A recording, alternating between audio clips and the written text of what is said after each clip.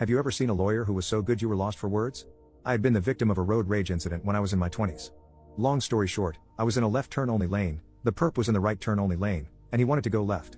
I made my turn, without ever noticing him, as there weren't very many cars on the road, and went into a restaurant to pick up my dad's dinner. He followed me in, kicked the chair out from under me, and kicked the crap out of me while screaming, "Do you know who I am?" Luckily, one of the waiters got his license plate number.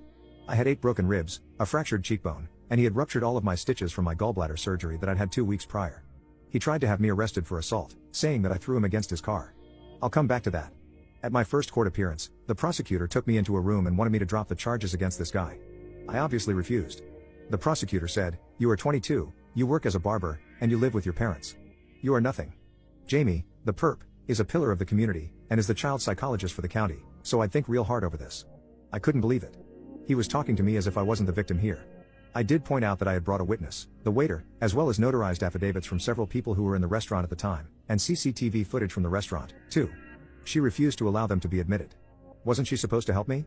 The judge wanted me to let the perp have my car fixed by some unlicensed guy, whom he had treated when he was in school. He broke a window and keyed the door. I agreed to an estimate, but I was going to get my own estimate as well. My sister used to work as a legal secretary, and she took me to one of her old bosses. We went over all of the evidence, and he agreed to come with me for the second court date. So, at the next date, the prosecutor called me back to a private room, before going into the courtroom, again trying to force me to drop the charges, but still wanted me for assault. My lawyer, Mark, said, "So you say that my client threw Jamie over the hood of his own car and held him against a wall with his right arm, correct?" The prosecutor said, "That's what Jamie told me." Mark, Jamie, how tall are you? Jamie, 6'3". Mark, Cole, how tall are you? Me, 5'8". Mark, Jamie, you are a big guy, easily close to 230 pounds, while Cole weighs 150 pounds, so how could he throw you? Prosecutor, that's not important. Mark, I disagree. Jamie, you said in your sworn statement that Cole held you up against the wall with his right arm. Are you certain that you want to say that? Jamie, that guy is a wild animal. Who knows what those people are capable of? Mark, well, Cole had emergency surgery 2 weeks prior to the incident, on his right side, and still cannot lift that arm past shoulder level, no, thanks to you. Also, he's left-handed. Checkmate. Jamie, at this point, jumped up and started screaming about how important he was and I was just white trash. When Mark stood up, looked down at him, he's 6 feet 7 inches, and said, "Sir, you might have convinced this prosecutor that you're somebody special, but I have, in my briefcase, a filing, ready to go to the state board, along with all the evidence from this case, as well as sworn observations about your general behavior from your fellow psychologists and some of your neighbors. You will never be able to work again once I'm through with you, so I suggest that you sit the F down and admit that you lied and that you beat this white trash guy for no reason."